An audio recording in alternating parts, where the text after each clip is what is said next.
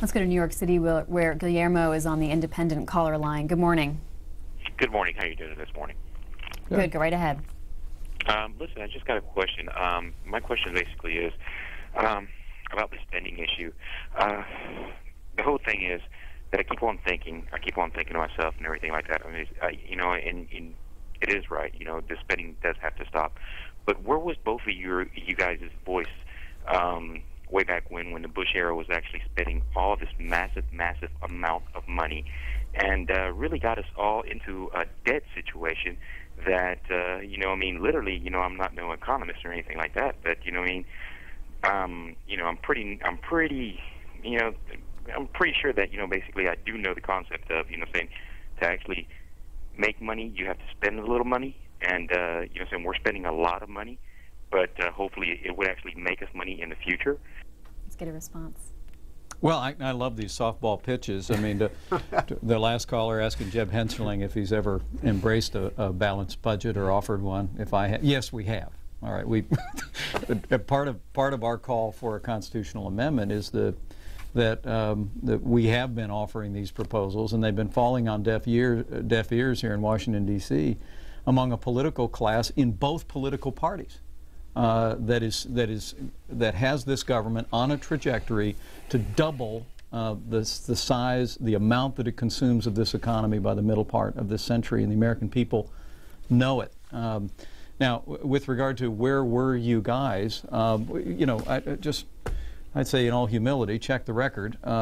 Some people describe both Jeb Hensarling and myself as a thorn in the flesh of the Bush administration, and also a Republican majority. We fought against the leaders of our party on Capitol Hill and in the Bush administration on the Medicare prescription drug entitlement, on No Child Left Behind. I was in fighting for fundamental reforms, for earmark reforms.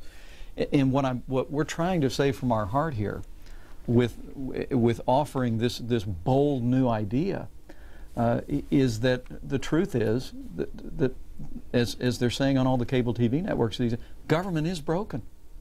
I have become convinced that neither political party left to its own devices will ever reverse the trajectory that the government is on today, absent the direct engagement of the American people.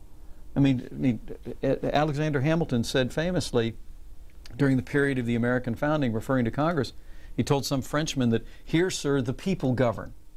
But the truth is that there is a political class in Washington, D.C. that seems intent on dealing with these frightening numbers by simply raising taxes. The majority leader of the House of Representatives gave a thoughtful speech this week talking about the fiscal crisis that we're facing as a nation was a test of our moral character, and then he advocated raising taxes. A character test generally in my life has involved whether I'm willing to make sacrifices, whether I'm willing to make hard choices, to live up to my word, to keep my priorities where they belong. But Washington, D.C., it's always more government, it's always more taxes, and to some extent, as we found fighting against the leadership of our own party, a president of our own party, we need to call on the American people and call on their charter, which is the Constitution of the United States of America, and say this far and no farther. And so this very much, Libby, to your point, to the caller's point, we've been in these fights. And we've seen the futility of them. We have a related question on Twitter. And we think we need to do something fundamentally different, and that's where the constitutional amendment idea comes from.